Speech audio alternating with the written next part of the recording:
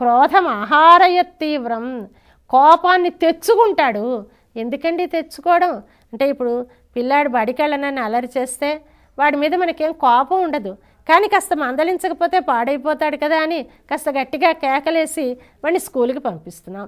ఇప్పుడు కోపం లేదు, కోపం తెచ్చి పెట్టుకుంటున్నాం. అలాగే ఇక్కడ భగవానుడు ఈ లోక హితం కోసమని దుష్కృత వినాశం చెయ్యాలి కనుక, ఎందుకోసమని సత్పురుషుల్ని కాపాడడం కోసం. అందుకని కోపం తెచ్చిపెట్టుకుంటాడే కానీ ఆయనకి సహజంగా కోపం ఉన్నవాడు కాదు.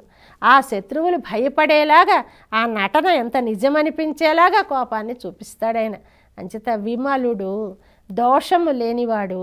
మనసులోంచి కోపం ఉంటే ఆ కోపానికి నువ్వు లొంగిపోతే, కామయేష క్రోధయేష రజోగుణ సముద్భవ అని ఈ కామక్రోధములు అనేవి చాలా గొప్ప దుర్మార్గమైనవని కదా చెప్తారు. కానీ స్వామి కోపం అలాంటిది కాదు కనుక విమల, ఆయన విమలుడు, స్వచ్ఛమైనవాడు. అలాంటి తండ్రి లేవయ్యా అని ఆయన్ని లేపి ఈవిడిని అంటున్నారు. ఈవిడికి 3 అవయవాలని వర్ణిస్తున్నారు. స్త్రీ సౌందర్యాన్ని వర్ణించినప్పుడు ఎలా వర్ణిస్తారంటే, సెప్పన్న మెన్ములై సెవాయ్ శిరుమరంగల్. ఆవిడికి వక్షస్థలము ఘనంగా ఉన్నదిట, ఎర్రగా అధరం ఉన్నదిట, నడుము పిడికెటి ఇమిడేలాగా ఉంది. ఆ నడుము ఎంత సన్నగా ఉంటే అదే అమ్మాయికి అందం. అందువల్ల సన్నటి నడుము కలిగి ఉంది, విశాలమైన వక్షస్థలము కలిగి ఉన్నది, ఎర్రని అధరము కలిగి ఉన్నది అని 3 లక్షణాలని చెప్పారు. ఈ 3 ఉండవలసినవి భగవంతుని పొందాలి అనుకునేవారికి. ఏమది అంటే జ్ఞానము భక్తి. జ్ఞానము భక్తి అనేవి 2 ఉండాలి. ఒకటి ఉంటే లాభం లేదు. జ్ఞానం ఉందండి, నాకు అన్నీ తెలుసును, కానీ ఏమిటో భగవంతుడు అంటే ప్రేమ లేదు, లాభం లేదు. నువ్వు ఏదో ప్రేమ ఉంది కానీ భగవంతుడి గురించి ఏం పరిపూర్ణంగా తెలియదు, నువ్వు కూడా లాభం లేదు. 2 ఉండాలి. భగవంతుడి గురించి విషయాన్ని తెలుసుకొని ఆ విషయమునందు పరిపూర్ణమైన ప్రేమ కలిగి ఉంటే అప్పుడు పురుషునికి ఆకర్షకమైనటువంటి శారీరక సౌందర్యం కలిగిన స్త్రీలాగా భగవానుని చేత ప్రేమింపబడే అర్హత కలిగి ఉంటావు.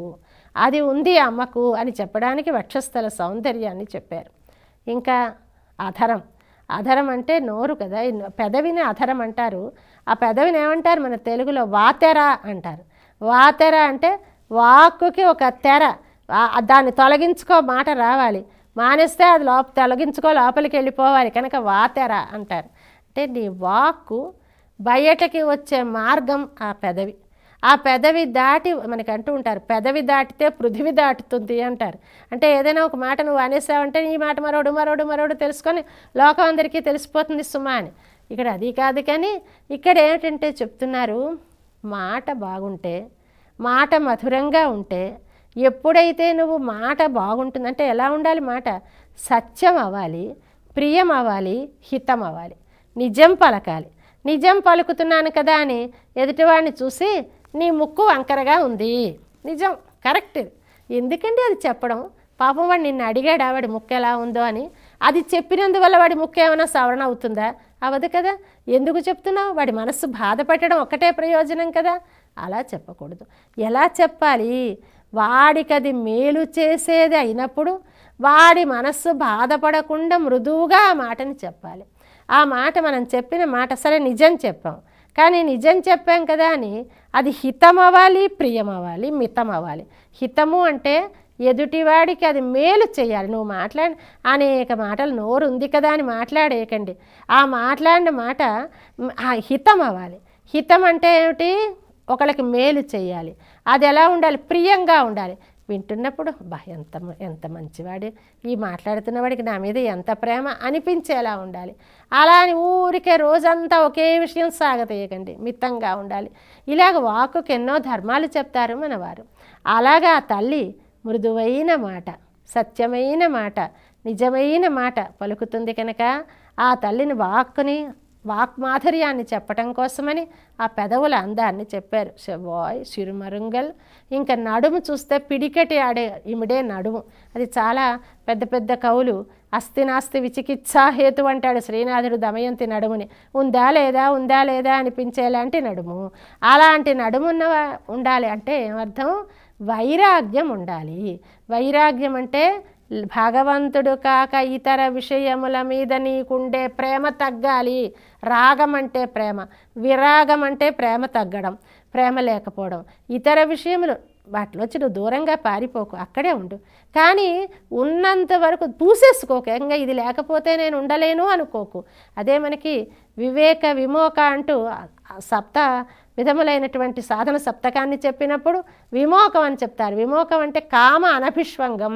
నీ కోరికని కౌగలించేసుకోకు, అంటే ఇది లేకపోతే నేను ఉండలేను బాబోయ్ అనుకోకు, దాంతో కాస్త దూరంగా ఉండు అని చెప్తారు. అది నడుము సిరుమరుంగల్. ఇదిగో ఇలాంటి అవయవములు కలిగిన తల్లి అంటే జ్ఞాన భక్తి వైరాగ్య వాగ్మాధుర్యములు కలిగిన తల్లివి కదా. ఇన్ని లక్షణాలు ఉన్నదానివి నువ్వేనమ్మా మమ్మల్ని చేర్చాలి స్వామి సన్నిధికి, తప్పక చేర్చాలి. కనుక తల్లి నువ్వు అలా ఊరుకోకమా, నువ్వు లేచొచ్చి మాకు ఈ తలుపు తీసి మీ స్వామితో మమ్మల్ని కూడా దరిచేర్చు తల్లి అని ఈ పాశురంలో ప్రార్థన చేస్తూ ఇద్దరిని నీలా కృష్ణులను ఒక్కసారి మన మనోమందిరంలో నిలుపుకొని మీరే మాకు ఆరాధ్యమని ఒక్కసారి మన నమ్మబలికి అమ్మ యొక్క కృపాదృష్టిని మన వైపు ప్రసరింప చేసుకొని మనం ముందుకు నడిచే ప్రయత్నం చేస్తున్నాం. ఇంకా ఇంకా ఇంకా గోదా గోపిక వెనక మనం కూడా పయనిస్తూ స్వామిని పొందే ప్రయత్నం చేద్దాం. జై శ్రీమన్నారాయణ. ఆండాళ్ దివ్య తిరువడిగళే శరణం.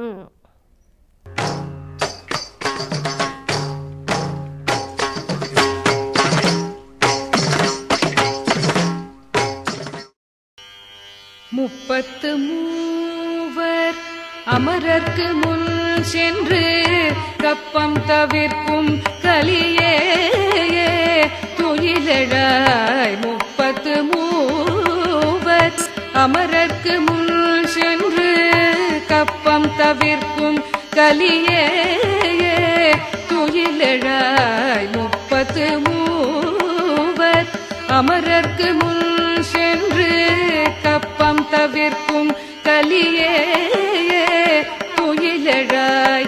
செப்பமுடையாய் திரளுடையாய்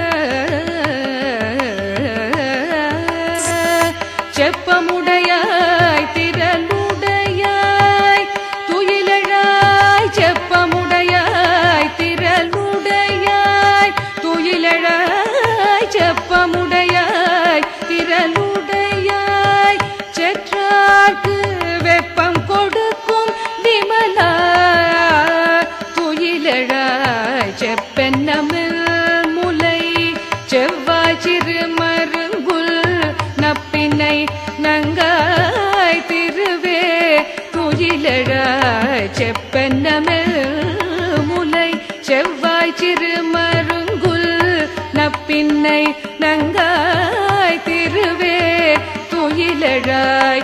உக்கமும் தட்டொழியும் தந்துன் மணாளனை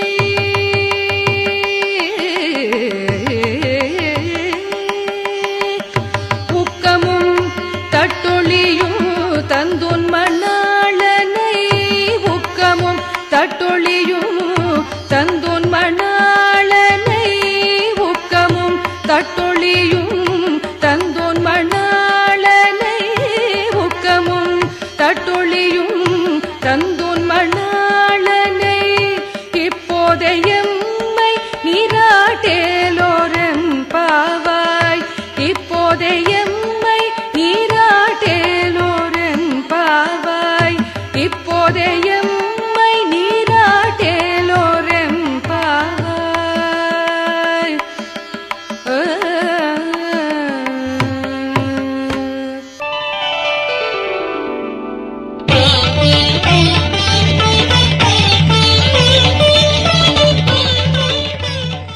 మొదటి 5 పాసురాలలో ఈ పాసురాలని మనమెలా ఆచరించాలో దాని ఫలితమేమిటో చెప్పింది. 6 నుండి 15 వరకు గల పాసురాలలో తనతో పాసురాల కైంకర్యానికి వచ్చిన గోపికలను నిద్రలేపుతున్నట్లు రచన చేసింది. 16వ పాసురంలో నందగోపుని రాజప్రసాదానికి తాను చేరినట్లు ఆ కాపలా భటులను నిద్రలేపింది. 17వ పాసురంలో నందుడిని, యశోదాదేవిని, బలరామకృష్ణులను మేల్కొల్పింది. 18, 19, 20 ఈ 3 పాసురాలలో రాధాదేవిని మేల్కొల్పింది. మీ అభిప్రాయాలను, సూచనలను మాకు తెలియజేయాల్సిన చిరునామా భక్తి TV, care of Rachana television private limited, road number 92, Jubilee hills, Hyderabad 5,96,000. మా ఇమెయిల్ ఐడి bhaktihyd@gmail.com. మా వెబ్సైట్ www.bhaktitv.org. Phone number 901012223333.